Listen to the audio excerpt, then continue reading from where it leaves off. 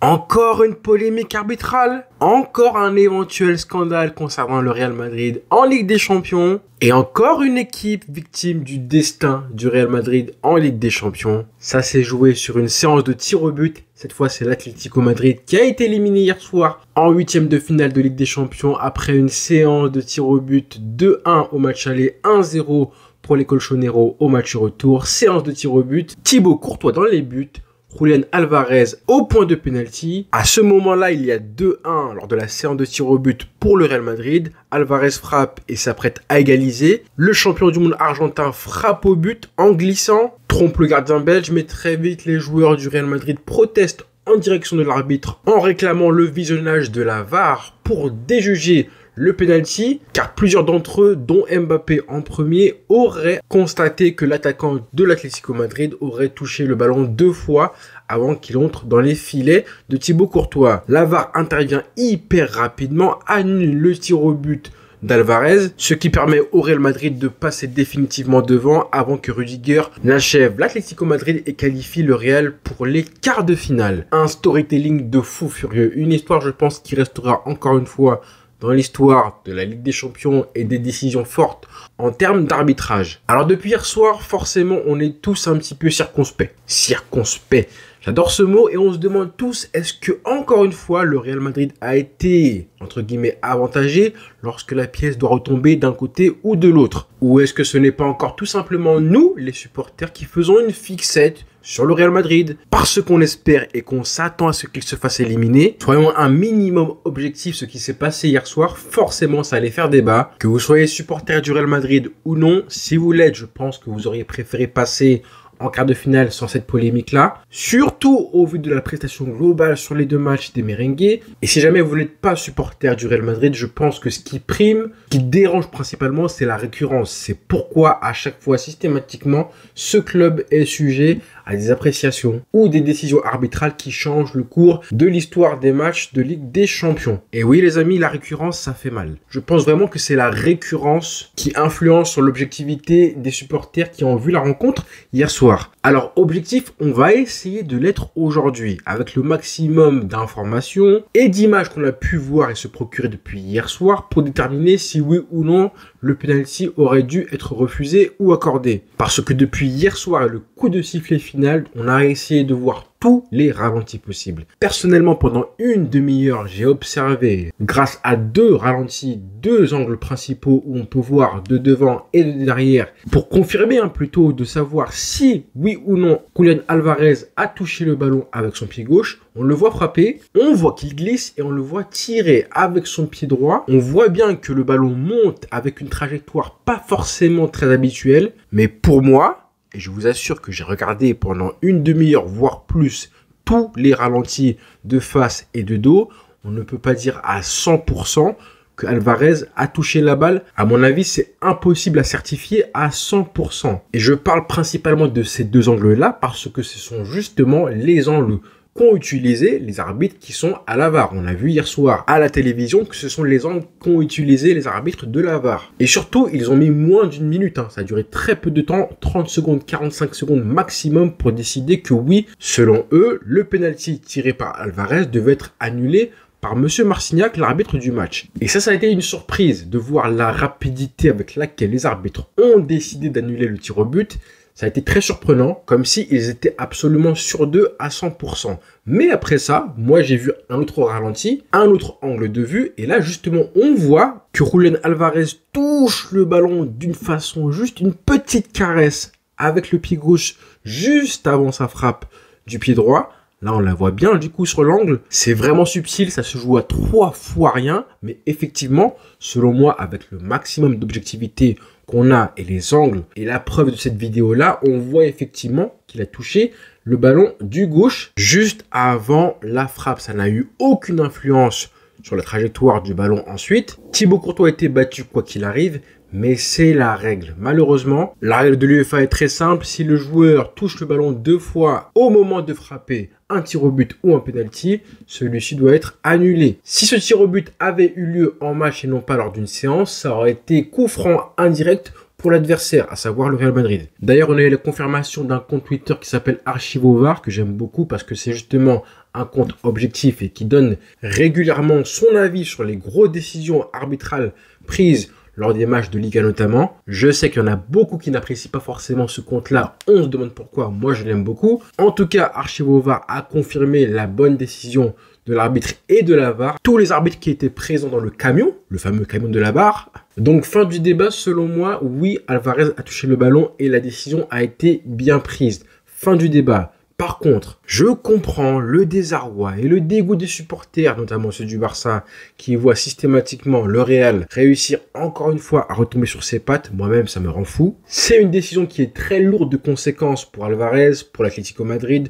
pour le destin de la rencontre. Au moment où tu annules le penalty et le tir au but d'Alvarez, quoi qu'il arrive, tu sais très bien que la suite sera mauvaise pour les colchoneros, puisque l'ascendant psychologique pris par l'équipe qui a fait le break dans la séance, il est énorme. Donc on savait que c'était complètement mort après ça. Il n'y avait même pas 1% de chance que ça se finisse bien pour les colchoneros. Même après le raté de Lucas Vazquez, en fait, les dégâts psychologiques sur le fait d'avoir annulé un tir au but sont trop gros. Vous avez une équipe de l'Atlético Madrid qui vient de se manger un coup au moral et qui, tu sais très bien que les prochains tireurs sont sous pression, alors que dans le même temps, on a des joueurs du Real Madrid qui se disent, mais en fait là, rien ne peut nous arriver. Même dans la difficulté, on a le coup de pouce du destin qui fait que il y a un tir au but annulé en notre faveur. Donc il ne peut rien nous arriver, on finira par remporter cette séance de tir au but. Donc oui, selon moi, selon les angles qu'on a, Alvarez a touché le ballon 2 fois. Oui, l'arbitre a pris la bonne décision. Les règles, ce sont les règles, tout simplement. Par contre, comme ça ne se joue à rien, vous ne pouvez pas reprocher, vous, en tant que fan du Real Madrid, par exemple, vous ne pouvez pas reprocher à des supporters adverses, comme ceux du Barça ou autres, de se plaindre de la décision qui a été prise hier soir par l'arbitre. Parce que ça se joue absolument à rien. Et sur 2 des 3 angles de vue qu'on a eu d'Alvarez, on ne voit pas le joueur toucher le ballon 2 fois. En tout cas, c'est impossible à dire à 100%. Et on était très étonnés de voir justement les arbitres décider en 45 secondes. C'était bouclé. Hein. Et oui, comme je disais, je prends l'image de la pièce encore une fois. Quand elle doit tomber d'un côté, très souvent, elle tombe côté blanc. Et ça, forcément, ça énerve beaucoup d'entre nous. C'est pour ça justement que avoir le meilleur angle de vue possible pour qu'il n'y ait plus de discussion, c'était juste indispensable. Et moi, celui-là me suffit. Et du coup, à partir de ce moment-là, moi, ça y est, ça me suffit. Sauf que je le répète, impossible de blâmer qui que ce soit de ne pas avoir vu qu'Alvarez a touché le ballon 2 fois. Pareil pour Simeone hier, en conférence de presse, ça a été forcément publié, republié et diffusé. Quand on le voit demander aux journalistes de lever la main si une personne dans la salle a vu qu'Alvarez a touché le ballon 2 fois, ça c'est normal. C'est culotté, voire n'importe quoi, de critiquer Simeone pour une décision que personne n'a vue à vitesse réelle et qui était selon moi impossible à voir au moment du jeu direct. Mais la pire hypocrisie, la pire manipulation, c'est depuis hier soir avec ces supporters du Real Madrid qui tentent de faire croire que Alvarez aurait avoué avoir touché le ballon 2 fois. Et ça, on en a vu. On en a vu beaucoup d'influenceurs, de pages, de médias pro Real Madrid. Encore une fois, de la part des mêmes personnes, cette tentative de manipulation, d'hypocrisie et d'utilisation de fake news, parce que c'est une fake news de se dire que, en citant par exemple l'équipe, le quotidien L'équipe, en disant qu'Alvarez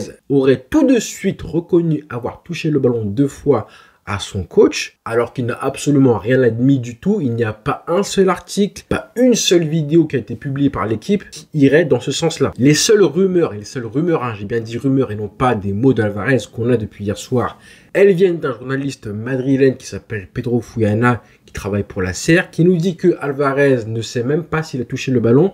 Avec ses 2 pieds, il n'a même pas senti. Il n'a même pas remarqué qu'il avait touché le ballon 2 fois. Et ça, je le crois. Donc, encore une fois, ne tombons surtout pas dans la manipulation de supporters qui veulent vous influencer avec des sources, des fake news et des arguments fabriqués qu'on utiliserait comme des juges de paix. Eh ben non, ça ne marche pas. Donc, je suis là pour vous le dire. Je crois qu'un des 10 commandements, c'est tu ne mentiras pas sur ton prochain. Donc, je crois que c'est un petit peu important de ne pas faire ça. Autre moment d'hypocrisie, ou plutôt de malhonnêteté. Cette fois-ci, avec certains supporters qui, depuis hier soir, ressassent le penalty marqué par Messi en 2022 lors de la finale de la Coupe du Monde. Le penalty du 1-0 marqué face à Lloris, en prétendant que Messi, à l'époque, lui aussi, avait marqué en utilisant cette fameuse technique, je ne sais pas si c'est volontaire ou pas, en touchant le ballon des 2 pieds. Le pied gauche d'abord, celui qui frappe, et le pied droit ensuite. Le tout en relayant de façon hyper malhonnête une séquence vidéo évidemment, une image où on voit Messi frapper ce penalty là et ses pieds, où on voit très bien le ballon partir et rebondir comme s'il avait tapé le pied droit de la Pulga. Sauf que l'angle de la vidéo est hyper trompeur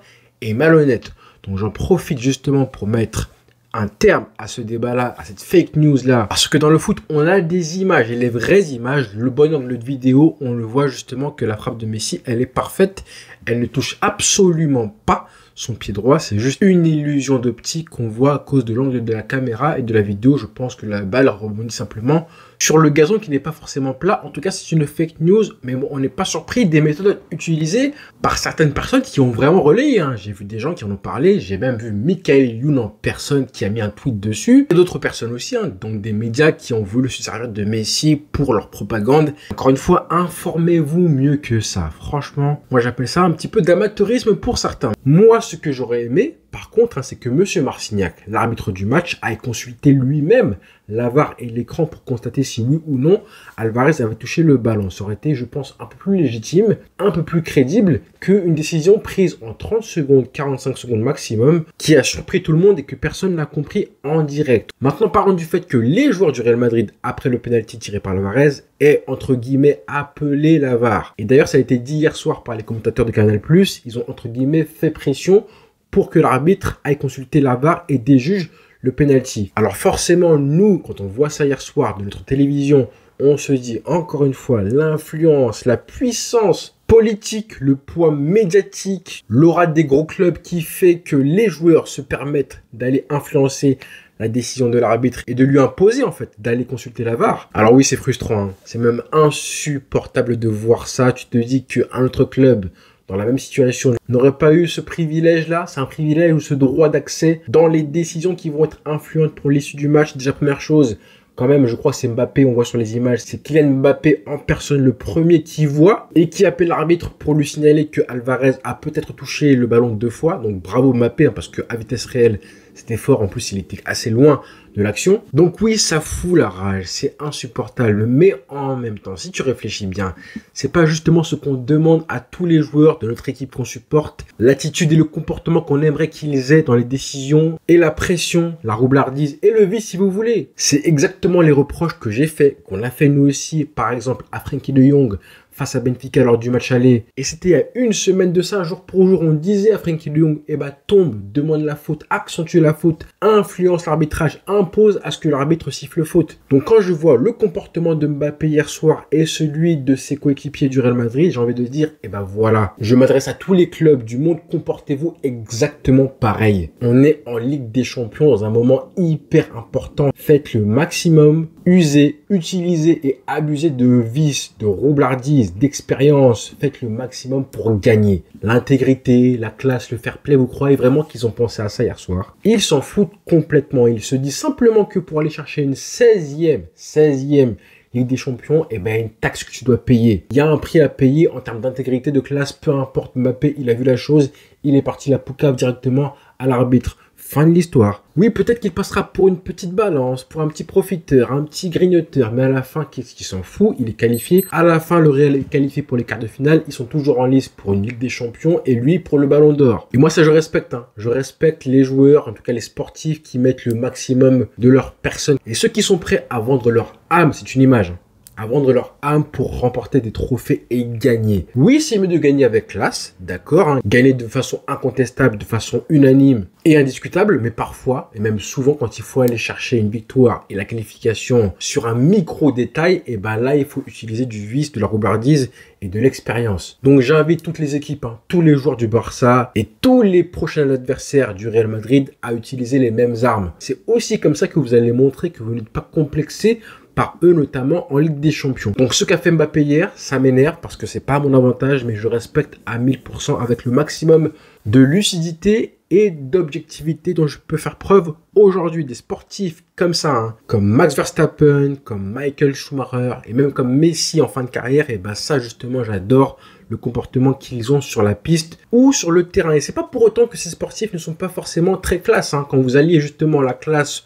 sur le terrain avec ce que vous faites de votre sport et que vous l'élevez au rang d'art et que vous avez quand même cet esprit de vainqueur, de tueur et de prédateur, et ben ça donne un Lionel Messi en fin de carrière, ça donne un Novak Djokovic à son prime et tous ces sportifs qui tutoient l'excellence. Par contre, dernière chose, ce que je respecte moins par contre, c'est les déclarations de Thibaut Courtois après la rencontre en réagissant aux mots et aux paroles de son ancien coach, en plus Diego Simeone. 2 points, ouvrez les guillemets, j'en ai marre de cette victimisation systématique, d'être toujours en train de pleurer pour des choses comme ça.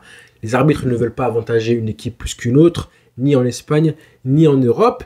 Ils ont clairement vu, et c'est pour ça qu'ils ont annulé le but, les arbitres sont des humains et ils peuvent parfois se tromper. Mais là, avec la technologie, ils l'ont clairement vu depuis la salle du VAR. Alors, monsieur Courtois, quand vous dites arrêtez la victimisation, franchement, vous avez quand même réussi à vous tout seul. À lui tout seul, il a réussi à faire en sorte que la Belgique soit vue aujourd'hui comme le pays du seum. Donc le mec a réussi à lui tout seul à cataloguer tout un pays, toute sa nation, comme un pays de rageux, alors que je pense pas que ce soit le cas. Les Belges ne sont pas des rageux, mais comme lui a parlé et s'est plaint de la défaite de la Belgique face à la France en 2018, et ben forcément, qu'est-ce qui s'est passé ensuite? Les Français, les supporters ont pris ces paroles-là pour stigmatiser toute la Belgique et les joueurs belges comme étant des semards. Donc bravo monsieur Courtois. Et deuxième chose, on parle du Real Madrid là, en termes de victimisation systématique.